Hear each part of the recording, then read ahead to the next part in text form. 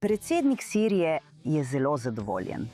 Čeprav to ni ravno izraz, ki bi ga uporabili za tako imenovanega nekdanjega terorista ISIS-a in Al-Kaide. Ampak prisluhnimo temu iz prve roke. Danes Sirija se znebi temnega madeža in zapre boleče poglavje svoje preteklosti, da bi stopila na pot razvoja, obnove in ponovne izgradnje. Iskreno se zahvaljujem predsedniku ZDA Donaldu Trumpu in vsem prijateljskim ter podpornim državam, ki so stale ob nas. Združene države Amerike so po desetletjih Sirijo odstranile s seznama držav, ki podpirajo terorizem. Odkar je lani prevzel oblast, izvaja pokole nad Kurdi v Siriji.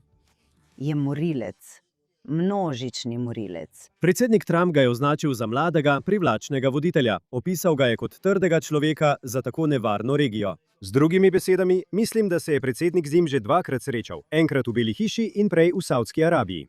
Ta novi sirski voditelj, ta novi sirski režim je seveda v zelo dobrih odnosih s Turčijo. In Izrael je pravilno, zelo pravilno povedal, da ta človek prihaja iz ISIS-a, ta človek prihaja iz Al-Kaide. In posledično nočemo, da bi ta človek imel nadzor nad kakršnimikoli orožnimi sistemi, ki bi lahko škodovali Izraelu. In mislim, da mnogi Izraelci, ki so skeptični do njega, resno verjamejo, da je prijazen in previden samo zato, ker je šibek. In če mu damo čas, da ponovno vzpostavi in okrepi ter obnovi moč Sirije, bomo videli pravega Bašarja al-Asada. In ne bo prijazen. In ljudje, ki poznajo evropsko zgodovino, vedo, da je bil tudi Hitler, ko je leta 1933 prišel na oblast, dobričina. Govori o miru s Poljsko. Celo želi podpisati pogodbe s temi državami, pogodbe o nenapadanju, pogodbe o omejitvi oborožitve, ker je bil šibek. Seveda pa, ko nacisti utrdijo svojo oblast, se pokažejo takšni, kot v resnici so. In mislim, da je izraelski strah prav v tem, da počne sirski voditelj natanko to.